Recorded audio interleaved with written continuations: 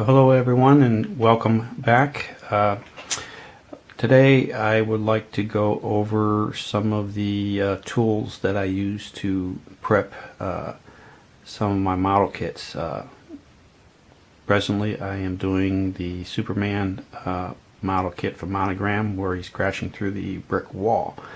And as you see in front of you, these are the tools that I use for this project. Basically, I'll take my pointer here.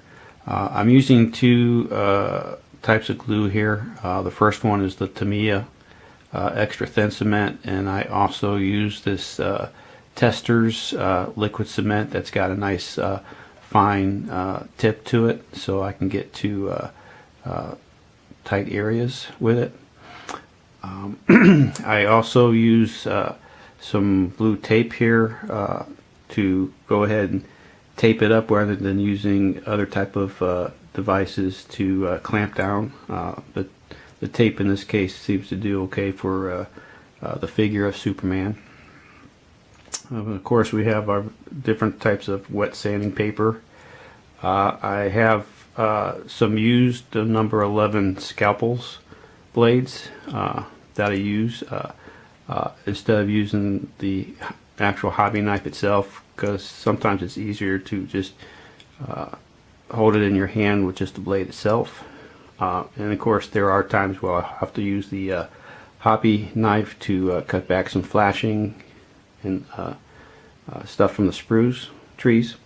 And then we have our sanding stick. This is a 400 to 600 grit sanding stick. And then of course we also have our various types of files, rat tail, half round, a flat, and triangular shape. You never know what you might need. So like I said, there's assortment there. And then of course I have a brush here only to brush the shavings off of the figure itself as I'm working on the process. So these are my basic tools that I use in my arsenal for prepping my figure kits. So stand by and we will be right back, and I will show you how we're doing with Superman himself, the figure. So be right back. And we're back, and as you can see in front of you, we have the figure of Superman all laid out in its different sub-assembly parts. And like I say, right now they're all kind of glued together. They were taped up and set overnight to cure. And after that was done, I basically took each part and started sanding and filing down the seams of the different parts. So let's go ahead and we'll start from the head and work our way down.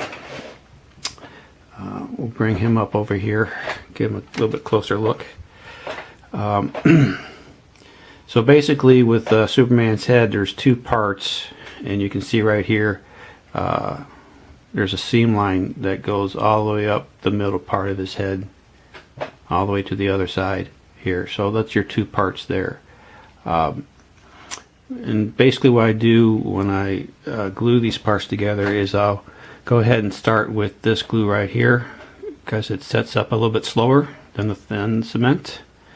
And I'm not shy with it. I actually let the glue kind of ooze out a little bit where I'm putting it together, so that once it's dry I'll come back and I'll go ahead and use for instance this number 11 old blade, and just keep it in my hand and then just start scraping all the cured glue as close to the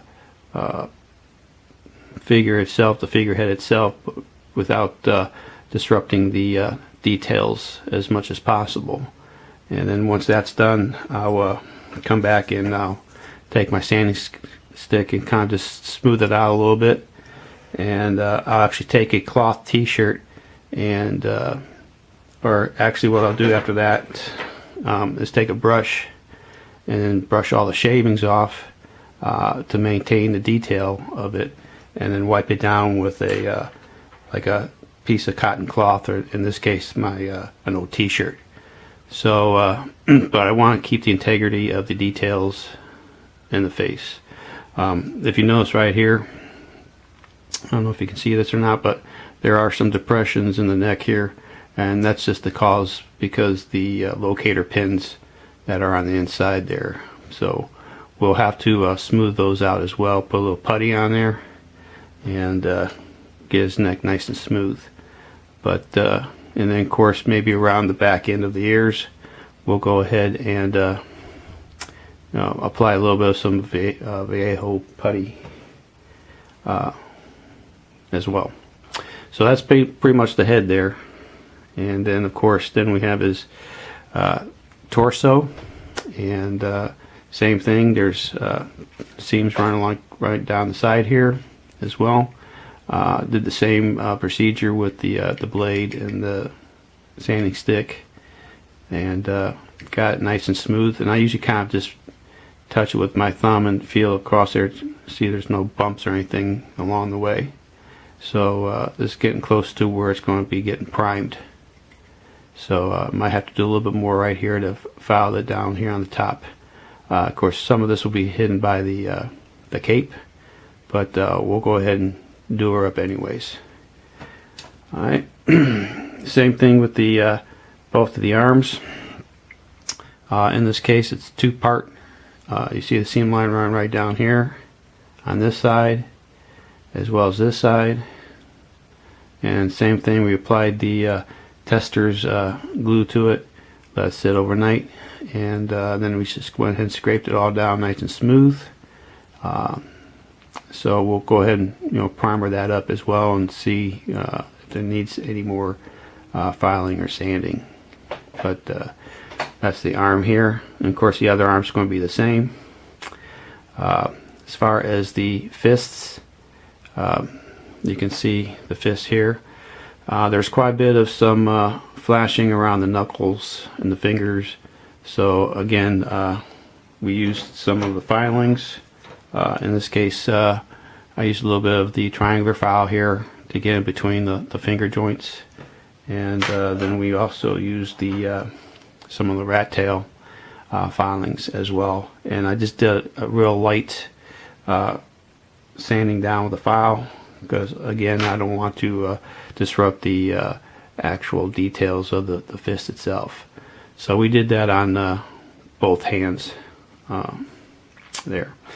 As far as the legs and his trunk and his boots, all one piece. You can see right here we have the seam line that runs right down the side here on both ends.